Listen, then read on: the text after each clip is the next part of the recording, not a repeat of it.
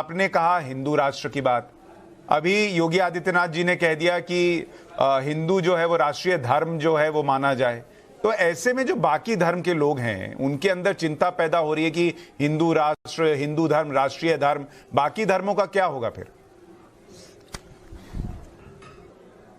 और हिंदू राष्ट्र का मतलब है सर्वधर्म समन्वय। हिंदू राष्ट्र का मतलब है सामाजिक समरसता। हिंदू राष्ट्र का मतलब है प्रत्येक धर्म का रहना। हम हिंदू राष्ट्र का मतलब ये नहीं कि केवल हिंदू रहेंगे। हिंदू राष्ट्र का मतलब है हमारे धार्मिक ग्रंथों में रहमान को स्थान है, हमारे रहीम बाबा को, क्षमा कीजिएगा, हमारे धार्मिक ग्रंथों में दोहों में बाबा रहीम को स्थान है, हमारे धार्मिक ग्रंथों में सबको स्थान है, क्योंकि आदि अनादि धर्म सनातन धर्म ही है। सनातन के अलावा कुछ है ही नहीं, बाकी सब पंथ हैं और किसी को कहीं जाने की आवश्यकता नहीं है। भारत को हिंदू राष्ट्र बनवाइए और प्रेम पूर्वक रहिए, हमें कोई दिक्कत नहीं। तो ये जो हिंदू राष्ट्र बनेगा महाराज जी, वो अभी के राष्ट्र से कैसे अलग होगा? हिंदू राष्ट्र बनेगा नहीं, अभी के केवल भारत हिंदू राष्ट्र है, इसको घोषित करना है। रहेगी चीजें ऐसी, हिंदू राष्ट्र घोषित होगा तो भगवान राम जी रहेंगे। हाँ, कोई बुराई, कोई वैमनस्यता नहीं, कोई दंगा नहीं, कोई वैचारिक भेद नहीं, कोई पंथ भेद नहीं। आप इतना स्पष्ट बोलते हैं कि लोग घबरा जाते हैं। अच्छा, मुझे ये बताइए, अभी बीते कुछ दिनों में इतनी टेस्टिंग हुई है आपकी, उस टेस्टिंग का कोई प्रभाव पड़ा है आप पर? आपको लेकर कितने ही चैनल्स में मैंने देखा, मैजिशियन वगैरह भी आए, माइंड रीडर आए, वो सब देख रहे थे आपकी क्या हो रहा है? सांच को आंच नहीं, हमको ये दुख है, बस 1% दुख ये है, भारतीय ऋषि परंपरा को जादूगरी से तौलने का दुख है। हमारे हनुमान जी अष्ट सिद्धि नवनीत के दाता हैं। हनुमान जी महाराज पवन पुत्र हैं। हनुमान जी महाराज उड़ करके लंका गए, अब उसको भी जादूगरी से तौल देंगे।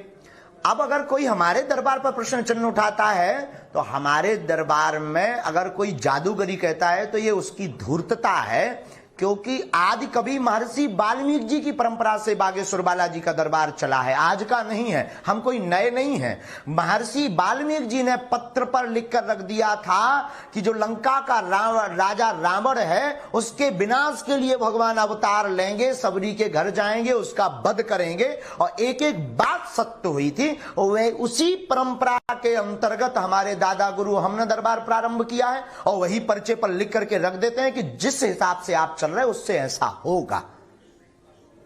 तो महाराज जी, आपको जादूगरी से तौलना, ऋषि परंपरा को जादूगरी से तौलना, यह देश का दुर्भाग्य है। महाराज जी, बहुत सारे न्यूज चैनल्स ने ऐसे लोगों को जगह दी, हालांकि मैंने तो न्यूज की पाठशाला में बुलाया तो कोई वो नहीं कर पाया जो आप करते हैं, और जो बाकी थे वो तो भाग गए, नदारद हो गए, वो वहां से कट लिए।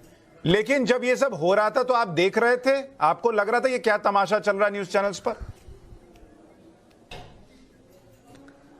हम बहुत ज्यादा देख नहीं पाते, परंतु हम सुन पा रहे थे। बीच बीच में हमको दिखाए जा रहे थे वीडियो कि ये इस प्रकार से देखो, उनकी एक सीमा है, हम उस कला के विरोधी नहीं, उनकी एक सीमा है। पर अध्यात्म आस्था ऋषि परंपरा एक अलग है। अध्यात्म परंपरा में कला की एक सीमा है, दरबार की कोई सीमा नहीं, असीमित है। आप अपनी कला से उसके मन में आप क्लू लोगे, फिर सोचवाओगे, फिर वो सोचेगा, फिर उसकी लिपसिंग देखकर, उसकी माइंड की फेस रीडिंग देखकर, फेस की एक्टिविटी देख करके आप नाम बता दोगे। आप समस्या नहीं बता सकते, आप समस्या का कारण नहीं बता सकते, आप उसके निवारण नहीं कर सकते, निवारण नहीं दे सकते, और बिफोर टाइम तो आप लिखकर नहीं रख सकते कि किसको उठाकर लाओगे, क्या उसकी समस्या होगी। अच्छा महाराज जी, आप इतना हिंदुओं को एक होने के लिए कह रहे हैं, मैं तो यहां देख रहा हूं हिंदू साधु संत ही एक नहीं हो पा रहे। अभी आज फिर अभी मुक्तेश्वरानंद जी ने आपके लिए कह दिया कि भाई कोई चमत्कार जैसी चीज नहीं होती, वो सबूत दें कि उन्होंने कितने कैंसर का इलाज किया है, कितने टीबी का इलाज किया है, वगैरह वगैरह। तो जब संत ही एक नहीं है तो भक्त क्या एक होंगे फिर? अब चूंकि वो हमारे सनातन धर्म के नियुक्त शंकराचार्य हैं, शंकराचार्य पर हमारी कोई टिप्पणी नहीं, सनातन धर्म पर और सनातनीय हिंदुओं पर हम टिप्पणी नहीं करेंगे। लेकिन आज जगतगुरु शंकराचार्य जी ने भी चमत्कार किया परकाया प्रवेश का। कैसे? वो भी चमत्कार था। अगर वो चमत्कार था तो चमत्कार, वो परकाया प्रवेश की लीला उन्होंने की थी, परकाया प्रवेश हो जाते थे। तो आप उनके लिए वो आपके लिए कुछ भी कहें, आप उनके लिए कुछ नहीं कहें। चमत्कार था और भारत में बहुत से संतों ने किया है, हम नहीं कहेंगे, हम नहीं कहेंगे। वो हमारे लिए बोले, उनकी मत भावना है। वहां पर हमने आदि जगत गुरु शंकराचार्य जी की इस लीला को पढ़ा है, गुरु मुख से भी सुना है कि पर काया प्रवेश, और बहुत से संतों ने चमत्कार किया। देवराहा वाले बाबा ने चमत्कार किया, नीम करोली वाले बाबा ने चमत्कार किया, सूरदास जी ने चमत्कार करके दिखाया कि भगवान आज देखे रही सखी आज हरि नंगम नंगा।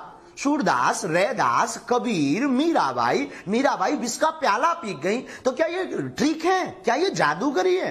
क्या ये चमत्कार नहीं है?